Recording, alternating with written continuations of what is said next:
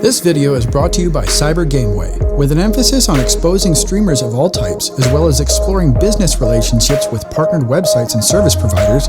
CyberGameway is the place you want to be for streaming gamers who want that sub bump.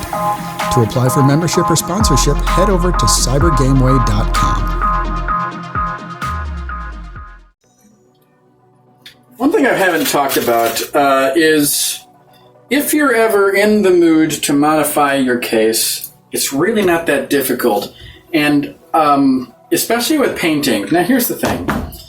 I've talked with a whole lot of people, including people like Jay's 2 Cents, and I ask them, when they're painting their cases, why not just take them apart? And the big answer I get is, oh, it's too much work. Well, it's really not that big a deal, because all a case is maybe some screws, but it's mostly just rivets. And a riveter is $15.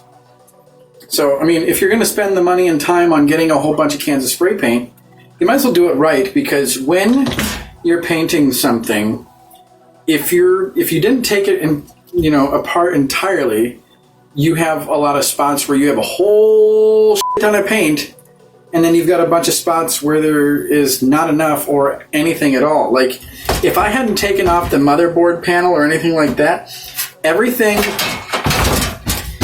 back here would just be white, or maybe spattered with a little bit of black. But it's because I did that most of it, I mean, with this it's not a big, huge deal, because I wanted it to be authentic as far as the military goes, so there are spots where it's kind of, not as much, and especially like right here, because this is just going to go on the chassis anyway.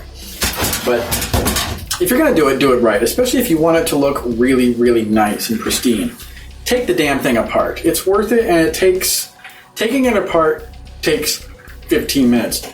Putting it back together takes maybe a half an hour, and it's going to look 10 times better than if you just spend